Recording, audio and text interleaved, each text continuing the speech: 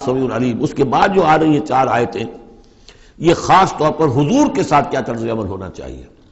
دستوری بنیاد اسلامی ریاست کی یہ آ گئی، اللہ اور اس کے رسول کے احکام کی اطاعت، لیکن ایک ہماری ثقافت، ہماری تہذیب، ہمارے کلچر کی ایک بنیاد ہے، اور وہ بنیاد کیا ہے؟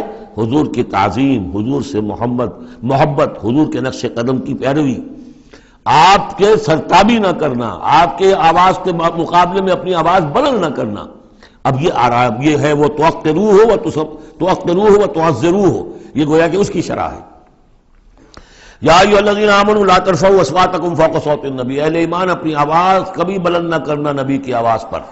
ولا تجہروا لہ بالقول کجہر بعضکم لبعض، اور جس طرح تم آپس میں بلند آواز سے ایک دوسرے سے بات کر لیتے ہو، ایسی حرکت کوئی نبی کے ساتھ نہ کر بیٹھنا۔ ان تحبط اعمالکم، مبادا تمہارے سارے اعمال حبط ہو جائیں۔ تم سمجھو گے میں نے کوئی گناہ کبیرہ تو نہیں کیا ہے، میں نے چوری نہیں کی، ڈاکہ نہیں ڈالا، زنا نہیں کیا، کچھ نہیں کیا، لیکن نہیں، گستاخانہ طرز عمل نبی کی شان میں یہ تمہارے سارے کاموں کو حبط کر دے گا، اکارت کر دے گا۔ وانتم لا تشعرون، تمہیں پتہ بھی نہیں چلے گا۔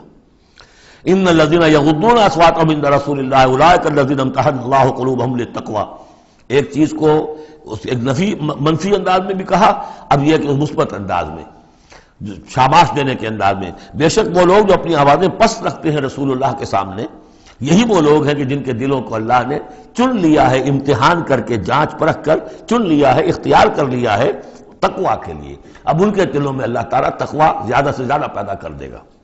لہم مغفرۃ واجر عظیم، ان کے لیے مغفرت ہے اور بہت بڑا اجر ہے۔ ان الذین ینادونک من وراء الحجرات اکثرهم لا یعقلون، یہ بھی ایک سوء ادب تھا، اور یہ ویسے بھی عام معاشرت کے اعتبار سے بھی سوء ادب ہے۔ وہ لوگ آتے تھے بدو باہر سے، اب حضور کا اپنے معمولات تھے، کس وقت آپ کو برآمد ہونا ہے اپنے حجرے سے، اور وہ باہر سے کھڑے ہو گئے، یا محمد اخرج علینا، آئیے ذرا باہر تشریف لائیے۔ فرمایا ان الذین ینادونک من وراء الحجرات، بے شک وہ لوگ جو آپ کو پکارتے ہیں دیواروں کے پیچھے سے، حجرات کے باہر سے، اکثرهم لا یعقلون، ان میں سے اکثر ہی وہ ہے جو عقل نہیں رکھتے۔ ولو انہم صبروا، اگر وہ صبر کرتے حتی تخرج الیہم، کہ آپ خود برآمد ہوتے اپنی حجرے سے، تشریف لاتے باہر، لکان خیرا لہم، یہ ان کے حق میں بہت بہتر تھا۔ واللہ غفور الرحیم، اللہ غفور اور رحیم ہے۔ یہ انہوں نے جان بوجھ کے گستاخی نہیں کی، یہ صرف بدو ہوتے تھے، اور ظاہر بات ہے وہ مہذب لوگ نہیں تھے، اس حوالے سے ان کے ہاں جو بھی تھا، اور عرب کا بدو وہ تو یوں سمجھیے کہ بہت ہی زیادہ ان آداب وغیرہ سے بہت ناواقف، بہت دور، تو اس لیے ان کا کہ اگرچہ انہوں نے کی ہے یہ زیادتی، لیکن اللہ غفور ہے اور رحیم ہے، بخشنے والا ہے، آئندہ اس کا اعادہ نہ ہو۔